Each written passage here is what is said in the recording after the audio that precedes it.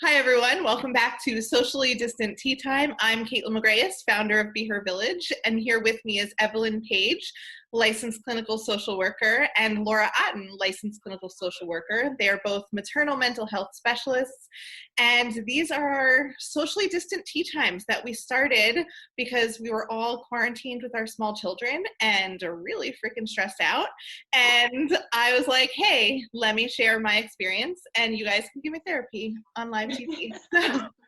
So here we are, like 2.5 months later, almost 3 months later. Yeah. And I have to tell you, just theme of the week, I feel a little bit like it's week one of the pandemic again. Like that's where my stress levels are this week. I was doing so good and I was like in a bubble and in a happy routine and I was feeling good. And I think part of that was because the uncertainties of the pandemic had come down and there was food and there was the medical system was still in place and my husband had recovered. But we have to address it. We have to address it. There's race riots. Yeah. There's riots, there's protests, there's maybe a revolution happening, and there's, no matter which side or which opinion you take, and I don't really want to get into any of that. I have lots. If you want to see that, just go on my personal Instagram account. But it's stressful. It's stressful whether you support the police. It's stressful whether you support the protesters. It's stressful whether you feel torn between the two of them. It just feels similarly, for me anyway, in the beginning of the pandemic, what felt overwhelming about it for me was that there wasn't anywhere to go to escape it. And that's what this feels like. It feels like parts of me are excited that there's maybe going to be change, right? But with change, like in any good therapeutic relationship, like when I go to therapy, it's like, it's good, but it tears me apart and it's painful and awful. And so that's kind of where I am right now. It's like my direct immediate life is not affected. My kids are still here. They're kind of driving me nuts a little bit, but I'm having a hard time like turning off the news and not the news, I don't watch the news, but turning off my version of the news, which is Facebook, which is the groups I'm in, which is New York Times, like looking at, newspapers. It's really scary what's going on there. So make it better, ladies, make it better. Give us all your secrets and all your tips. We have to talk about this, and no, I don't want to go into the specifics of it for this podcast, though it is an important conversation to be having. But I'm so glad you said that because it's been on my mind as a mother. You're just what you said of like, we were kind of in our bubbles, and I have to remind myself of that being a huge privilege, that when I look down at my children, when they're with me, I'm not scared for their safety based on their skin color. It's a protective factor for them. So I can be in a bubble. And so millions of people cannot be in that bubble. But I'm thinking of my clients who are early postpartum and having this on top of everything else and just trying to breathe through all of it. And that's a thing too with this. I can't breathe, and how that experience, if you've seen the video, and then feeling anxiety of not being able to breathe, how mirrors each other right now. I couldn't watch the video, to be honest with you. It's like one of my protective, I don't know. I couldn't watch the video. I watched the video of, let's just go there. I watched the video of Amy Cooper because I try not to watch any of the videos because I really like soak it up. And I think a lot of mothers, and I wonder if you guys could speak to this too. I think probably it's partially just that's my personality and my disposition, but I think partially as mothers, we have to be in tune with what's going on and what's safe and what's not safe. We're constantly evaluating our environment and our children's environment for dangers. And so when I watch videos, I soak it up and it really affects me. I have trouble sleeping and I have trouble turning off my brain and I have trouble focusing on the things I want to focus on. And it really infiltrates my consciousnly. And so I didn't watch the video of George Floyd being murdered, and I'm not planning on watching it.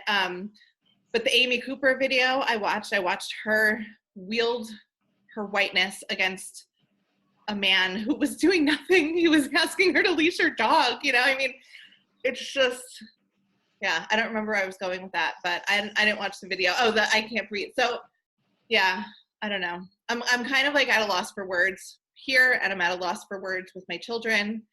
And it's like, yeah, please. I think it's also important to, kind of acknowledge the privilege that you have in being able to turn that off, because all of the people in the Black community can't, even if they're not watching that specific video, it's something that is just so pervasive and what they see every day. You turn on the news and it's yet another Black person, some person of color being murdered, So I think it's important to just acknowledge the privilege that white people in this country have. Those are conversations that happen in my house a lot. I know I'm very light skinned, but I do identify as a Latina. My husband is white. So from the get-go, those conversations were happening, and we adopted a biracial child. She will grow up to be a Black woman in a white country, predominantly white country. So in some ways we don't have the luxury of not addressing it. We can't take a break from it, because like you said, Laura, like I look at my kids and, I have a daughter who's Black. I have another child who's biracial, Latina and white. Those are going to be conversations that are happening all the time. We can't kind of escape it.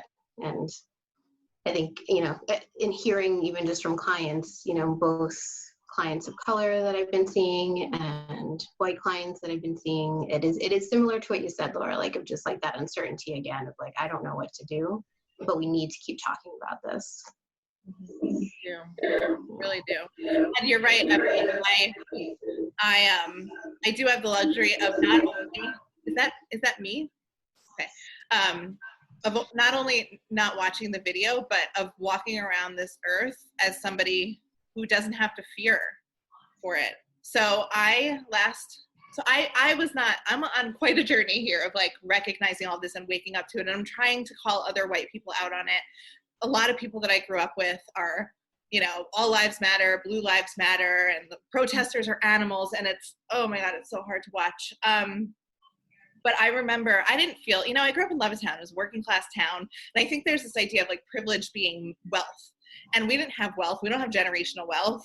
I'm hoping to create some for my kids, but it's like still a little iffy.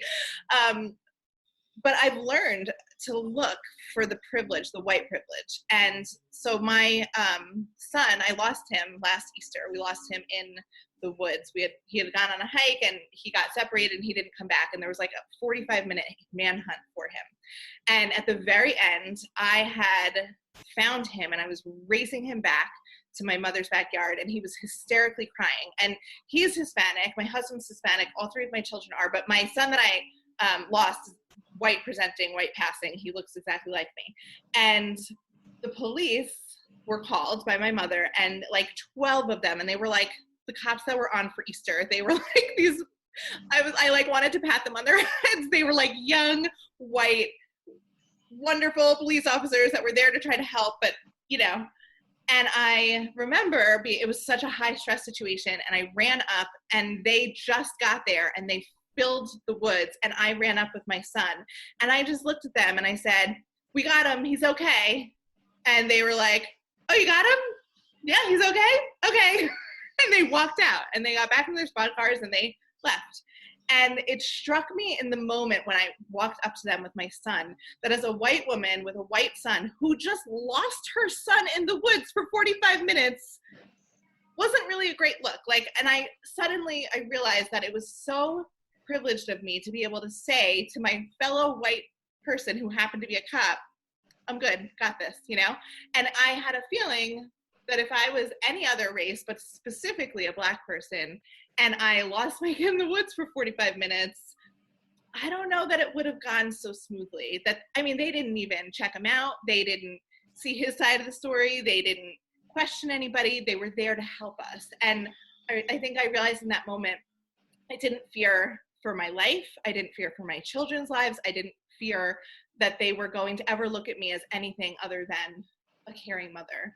And I think it's incidences like that where I'm like starting to realize just how much privilege I have, even if it's not privilege I'm asking for, and even if it's that privilege should be afforded everybody. I don't think that I should be treated worse. I think that everybody should be treated with the same support and respect and assumption of innocence that I was given on that day. Anyway, I'm going to stop talking. You guys talk now. Well,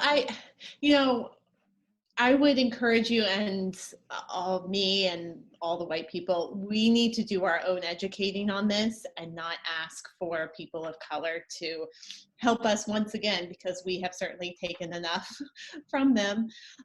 So there's so many, and they're circulating online of books we can read, books for our children, especially if you're listening to this. And like you said, like a lot of us white people associate privilege with wealth. And especially if you grew up as a poor white person, you're thinking, what are you talking about privilege? But there are tons of readings for that. There's tons of things to educate yourself on that and hopefully be open to at least hearing it and listening to it. And as far as for this podcast with mothering and parenting, parenting is political. So no matter what your stance is on this and what you're thinking as you're listening to this, if you're thinking like, well, I just want a parent without politics or without racism, without any of that, that's impossible, because as parents, we do need to be political, whether that's the fact that you want your child to have clean drinking water at school, or you want your child to be exposed to different cultures, or your child just not to be racist or be a victim of racism. It is political, so you need to get involved and to educate yourself. Right. Big message to the early postpartum moms in the 4th trimester: take care of yourself and take care of your baby. I think sometimes there's this pressure that, we call it the white guilt of like, oh, I have to do something, and you just feel bad all the time. And we do need to be mindful of taking care of ourselves so then we can be active and be in there and be involved. As Evelyn said, recognize that being in the bubble and focusing on yourself is a privilege, because, George Floyd called out for his mother in the video. And for every mom, I don't know how you could be a mom and not have that tear at your heart.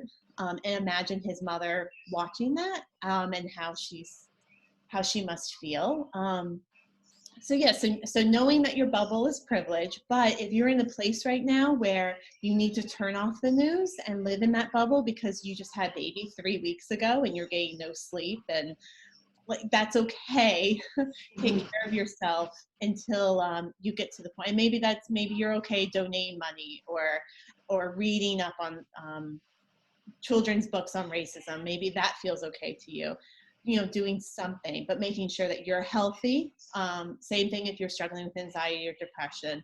Keep yourself healthy so then you can be active and involved when you get to a better place. But recognize that that's privilege. As a person of color, you wouldn't be able to, oh, I'll just wait a few months before I think about that. You can't do that when you're a person of color. Right, and knowing that it's not kind of like a just a destination, like once I get here, I'm done kind of dealing with racism, like I've learned everything I need to learn. It's a continual process that everybody needs to work on, and so yeah, I agree, totally need to take care of yourself and give yourself space, especially I know for me and Laura, like the majority of our clients are, postpartum moms or moms, kind of dealing with that whole phase of life. So it can feel really overwhelming to think like I've, got to keep my kid alive and healthy and safe, and I have to learn all these other things that maybe I just didn't think about before. But it doesn't mean you have to run out and read, 50 books and, buy all of these, resources to educate your kids. But know that it's going to be a continual process. It doesn't just end one day. You don't just get to this state of nirvana and oh, I'm golden, so I'm fine. Yeah. Story. It's definitely an urge for that though. And I have that urge. I want someone to label me the good white person. I want to donate to a Black midwife or a Black birth center, or post something on Instagram that will give me the label good white person. And I know that's absurd, and that's why I'm saying it, because if I'm feeling like that, even though intellectually I know that that's not right, I'm sure that there's other people out there that want that. So it's really great that you guys are talking about that, continual work, and it's always going to be a process. I think that's part of what is really difficult about this time, though, is that when we talk about typical postpartum anxiety, or even the anxiety surrounding the pandemic, there was this the messaging from you guys, and this is not for you guys, I'm just in the context of our podcast, was, you know, just focus on your own family and kind of turn off the news and keep it like you, was to make a bubble and was to feel grounded in yourself. And the answer to this kind of distress is actually the opposite of that. It's to keep feeling uncomfortable and to think about why you're feeling uncomfortable and to take action to try to right it in whatever power that you have. It might be donating $5. It might be calling people out on Facebook that's uncomfortable. It might be having conversations with your own family. And I'm sure there's lots of, you know, writing letters, and there's lots of anti-racist work we can all be doing. But I think this is a really interesting time, because it's the answer to our feelings as white people, our helplessness and our struggle with this is not to turn it off. It's actually the opposite. So there's no right answer. It's just yeah. And reaching out to, you know, friends of color that you may have, and offering support, and, you know, kind of starting that conversation with them, and being open to, they might say to you, I don't want to talk to you about this, and being okay with that, you know, because even if you're the white person that wants to do this work, you know, you have to listen to what, you know, what those people of color are saying, you know, what those communities are saying to you, and be okay with that, you know, because they may not want to talk to their white friend about what's going on. But especially if the white friend, that Kaitlin, you want to be labeled as a good white person, so do I. Like, and any white person would be lying if they don't own up to that. But not looking for our friends or colleagues or neighbors of color to give us that label of like, let me prove to you how not racist I am. You know, that's not what we should be doing right now. But listening, really, and processing those emotions with other white people of privilege, and confronting that privilege too.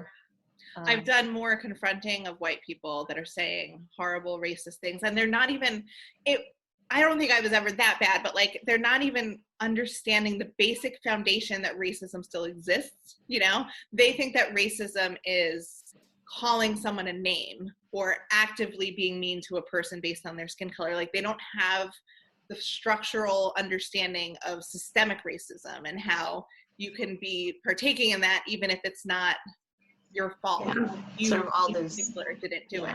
all the systems that perpetuate racism in this country. Right. It's built in. I just posted something, and I can post it with this. It was this little cartoon that explained systemic racism. And it was so interesting because I learned a lot watching it. And it talks about how there was redlining. So the politicians like circled neighborhoods that were Black and like decided that those neighborhoods shouldn't have any funding. So bankers wouldn't loan to them, public programs wouldn't loan to them, and so they couldn't buy houses, they weren't allowed to go to college. And it sounds really like it was generations ago, so it sounds kind of like, how could that affect anything? But I grew up in Levittown, New York, and in World War II, this was the first suburb, you know, that's what we celebrated in Levittown in high school, you know, the 50 years of Levittown. It was the first suburb of New York. It was manufactured by William Levitt. And it was low, I think it was like $8,000 or something. And there was low cost loans for all these veterans coming back so they could start families. And Black people were not allowed to buy houses. So Black veterans who had just served and fought in a war for our country were not allowed to buy houses. And the repercussions of that had nothing to do with me. I was not alive at the time, but I'm benefiting from the fact that those houses were available and my family bought them. And you know what I mean? Like, I don't think it's as disconnected as any of us think it is. But it's uncomfortable to think about that too, that these programs that are building wealth for white people are devastating Black communities generation after generation after generation. It's really difficult. I also want to just speak from the white perspective of, I think it's hard I find, and maybe you guys have some insight on this, I find it hard to balance, so I'm sure other people do, that are well-meaning. I've had friends say to me, like, I'm not informed enough, I don't want to speak on social media because then I get attacked, I'm being told I'm doing it the wrong way. And I've been told I've done it the wrong way, and I probably was, but, you know, it's like, that's part of the learning process, right? So there's this balance of being told as a white person that you have to center Black voices, that you have to like listen and give them the tools and give them the money and let them be heard and be centered. And of course, but then there's also this other thing where we hear that white people are the only ones that can fix this because we're the ones that are the problem, and white people can't be silent, and white silence is the problem, is that we are just accepting this and staying silent on the issues, and Black people are the only ones speaking out on it. So I find myself a little bit having trouble navigating and doing it really imperfectly, and being willing to do it imperfectly because I don't know how else to do it, because I don't want to do nothing, but of trying to navigate this place where I can center Black voices and amplify Black voices, but also do the work and speak out and try to work on it as a white woman. Does that make sense? Do you feel like that at all? Yeah, I mean, you're talking, I know I'm the wrong person to be talking to as a fellow white woman. So you need that's to part of the work. What's that? Of white people talking to white people, Yeah. That's, it's part of the work. It's not the only work, but it's part of it. But getting guidance from people of color of, yes, you're lead on this and I've got your back on this, and I'm going to lend my voice and lend my money and resources, and also accept the fact that I'm supporting raising you up and erasing and being anti-racism, but I also need to acknowledge that that's going to possibly hurt me and bring me down, which is a good thing, but it's also going to be something hard to face. My husband and I have talked about that. We support some policies that will hurt us financially. We will have to give more than what we are currently giving. And we have made a conscious choice of, we would like to support this anyway, because this is what's best for everyone. And it goes down to that fundamental, I care about my community. I care about everyone in my country, not just people who look and sound and act like and pray like me, or whatever it is. So that is part of the white conversation too, of you can't just wave your sign, but you also need to accept the fact that as we try to raise up people of color to level the playing field, also means bringing me down. And in some ways, not in bringing down sounds is a bad way to put it.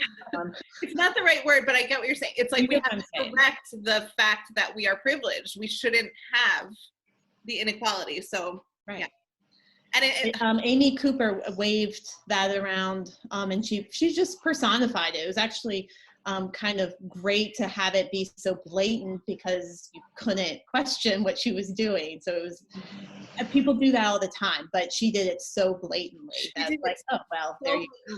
And just to point out about Amy Cooper is that she's a liberal. She votes Democrat. Yeah. She votes blue. And that I think was most enlightening about her, was that it doesn't matter what party you're on.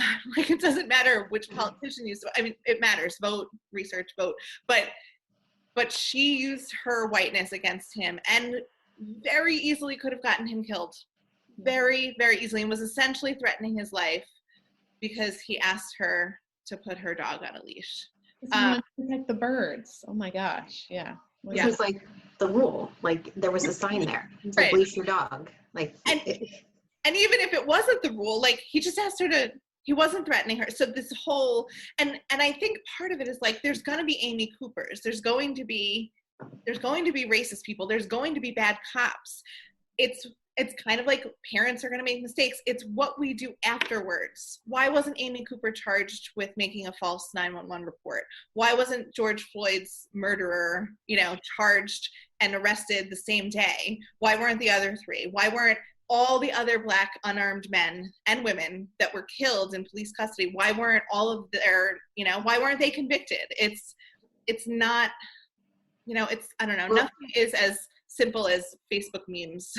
Right. I mean, it's interesting just to kind of think about, and I was listening to this too, I think it was on, I forget if it was a podcast or NPR, but, if the police are able to arrest hundreds of people protesting, they could have arrested 4 people, the 4 police officers, So it's possible. It's just, again, sort of this systemic and institutionalized racism that exists, you know, and I mean, police officers are afforded a different level of justice. You know, they aren't arrested immediately. They're given time to consult with an attorney, consult with a lawyer, prepare a statement. You know, Black men and women that are arrested aren't given that privilege. Mm-hmm. And also, I just oh my God, I hate the feedback. I don't want anyone to confuse anti-racist with anti-police, because at least that's not where I am right now. I have friends and family members and lots of people that I know that are police people or that are married to them or love somebody who's a police officer. I posted something this morning and it was really interesting. So as a doula and as somebody who supports people during their birth, I'm really into evidence-based care, right? So that's looking at the science and seeing what the right thing or the wrong thing is. So I'm not the person out there shouting like home birth is for everyone or doctors are terrible or, you know, hospitals are bad, because that's not true. And it's just, you can't lay that uniformly out, but there's definitely improvements that need to be made, and doctors, some of them are bad and doing the wrong thing, and some hospitals, absolutely, there's a culture that doesn't consider women, and the evidence shows that and lays out how to fix it. So what I found really interesting, and it was something that just kind of cut through all the like, all lives matter, Black lives matter, like all of this just shouting from both sides, it's not actually productive, was a post by a group, and I can share it also, lots of things to share on this post, a post that had collected, it was a group that collected all the data about police officers, and they broke down like actual steps that reduce police violence. And it's not the things you think. It's not, it's actually not body cams. It's not it's not implicit bias training. It is their contracts, paying attention to their contracts, because their contracts often rehire bad cops and wipe away records of abuse. There's algorithms that they can use, that police use to anticipate who's going to be more likely to commit a crime. They can turn that on themselves and look at records and see who's most likely to kill somebody that's unarmed.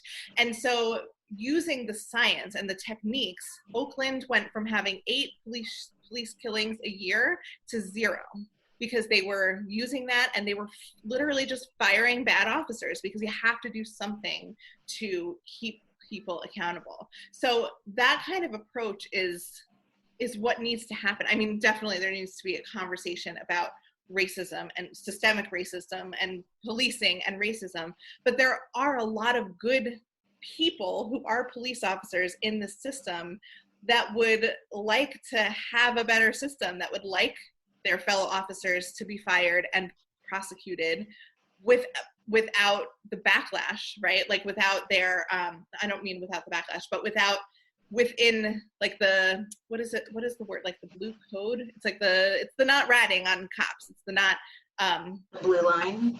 The what? The blue line. Is that what it is? I don't remember what it's called, but essentially this, like the no snitching that there is on the streets, the same thing exists in the police department.